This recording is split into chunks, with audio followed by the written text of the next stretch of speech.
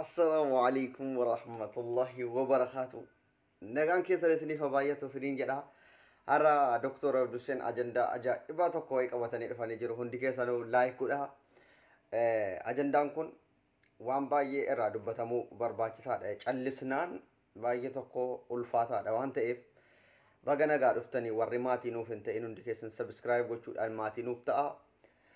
Egaa akkuma sooshaal miidiyaa irratti argaa jirtanuu miskiina jedhan shi'amiin ibroodha. Ajaa'iba bar. Sooshaal miidiyaa irratti akkuma erga ganamaatii argaa turtan siyaasni EPP yookiin biltsiginnaadha. Baay'ee gadi du'ee jira jennee isinitti himaa turre jechuudha. Waggaa lamaan duran isinitti himeen. Biltsiginnaan nama barate hin qabdu. Biltsiginnaan duutee jirti biyyoo irra deebisaa yaa jara keenya dhiisaa jennee itti himne. Har'a waan feesbuukii irratti miskiina wallaahi. Hayyoota Oromoon qabdu hunda jaraadha.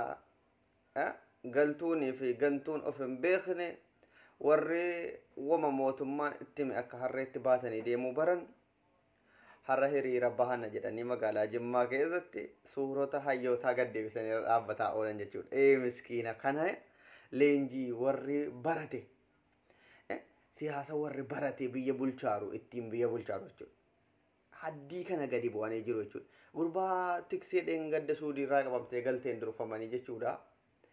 Suuraa namoota siyaasa jechuun kanaa miti. An dhugaan isinitti hima warri har'a waan kana akka waan uummata Jimmaa guutuutti fudhachuu barbaadan yeroo baay'ee irra deddeebiin isinitti hima. Uummanni Jimmaa qabsaa'ota. Uummanni Jimmaa haqa isaatiif nama dhaabbatudha. Akkuma Arsii keessaa sangoonni guuramee akkuma Wallagga keessaa qeerroon dheengadda guuramee waraanaaf jedhamee humnaanis haa ta'u maaliin haa ta'u leenjifamaa jiru. Jimmaan keessaa akkuma sana uummanni dirqiin hiriira baafama. Inni kaanis wallaalonni waan beekne wama mootummaan itti fide dhugaa se'anii jedhan baay'ee jiru. Sababa kanaaf warri Jimmaan komachuu barbaadan kun kaadiroota birrii 700 mootummaan itti kenninaan ittiin Jimaa qamaatee iyyaa ooltuun ala uummata Jimmaa bakka hin buutu. Amma fakkeenyaan isiniin jedha.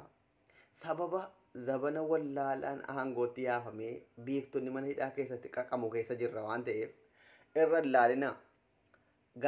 Namni gaafa hantuunni gaafa dhalaa dhayxee gaafa eegee irra geesse iyyitiyan gaafa kufaatiin jiraa jala gahu hiriira kadhatanii joontaan jarree duqeetii ta'eera jedhanii badiira jedhan olitti ka'ee duqeetii ta'eera duqeetiin battaname immoo deebi'ee duqeetii ta'uu hin danda'u jedhamnaan didee duqeetii dhiisee furnoo isa yabbuusaa ta'e asitti baanaan amma sangoota kadhachuu jalqaban.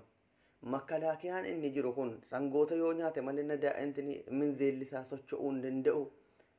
Yaa uummata keenya, uummata Jimmaa kabajamaa kun isinirraan eegamu sangoota keessan ittiin qotadhaa barbaree ittiin dhaabbadhaa.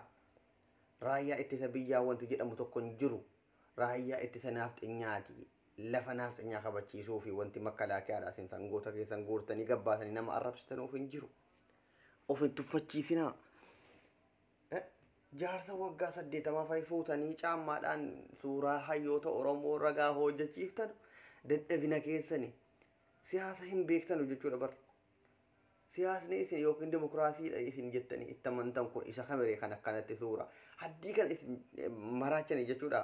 Hayyoonni kun bar warra abiyyiin addunyaa irratti saaxilee har'a akka maaqabiin akka addunyaatti irra kaamu irra gochisiise.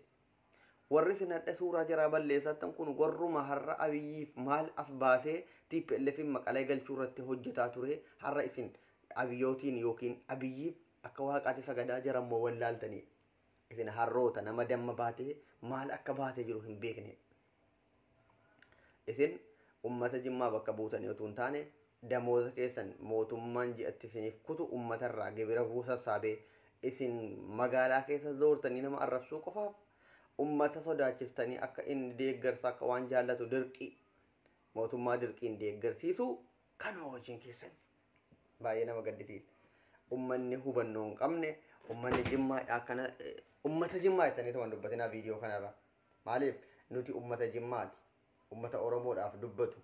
Uummata Oromoo faana dhaabbatu malee uummata hayyoota Oromoo xiqqeessuu miti nuti. Nurraayi miti. Sababa kanaaf ilaalcha keessan sirreeffadhaa. Qeerroon Jimmaadhaa qaqqaaliiwwan mana hidhaa jiru. Kaan hukkaanfamanii jiru, kaan ajjeefamanii jiru akkuma kutaa biraatti. Kaan immoo humnaan beeraawil lammaffaa jalqabee kana kan dheengadda guuramaa jiru uummanni isatti fe'amaa jiru jechuudha.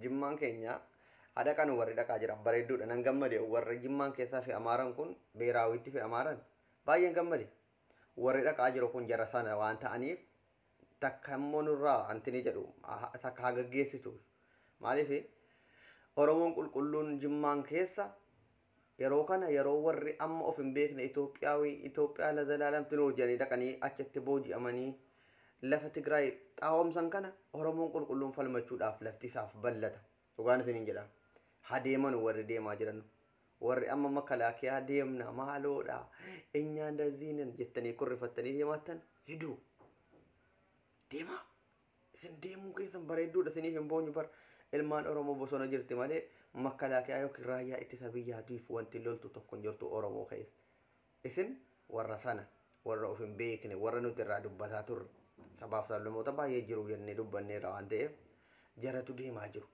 oromoon wobootti makamaa jira jimmaan keessaayis eessaayis wobootti makamaa jennee gorsine waan ta'eedhaaf kana gorsa ilmoo namaa wal gorsuun jaalala ilmoo namaa waliif dhaamuun malee suuraa namaa balleessanii waan irraan eegamne gabbaanii juuntaa maaloo shane dubartoota fuullee irratti boqqolloo bokkokee fakkaatu gayyaaftanii of hin xiqqeessina.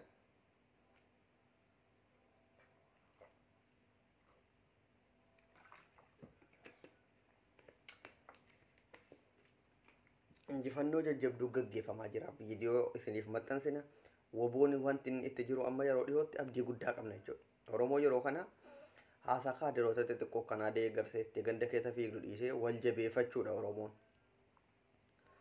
isa taayyeen danda'a yeroo ergasii waan aangoon harka jiru se'ee girrisaa maalodhee arrabsee har'a gaafa kokkee qabamu qeerroo mootii maalii mootii juuntaa jedhee faarsuu jalqabe kana hin dhaga'inaa oromoon wal jabeeffatee dogongora bara 1991 akkanutti hin daballe TPLF dhuftee aangoo qabachuun qabdu biltsiginnaan duuteetti oromoon jabaatti tokkoomee wal qabachuudha qabalaa yeroo kana yoo wal qabatee aangoo qabateen ala lamuu maqaan aangootti deebi'us hin jiru gabrummaa bara baraa ammas buhaa jiraachuuf teenya jechuudha oromoo wal dammaqsaa wobootti makamaa woboo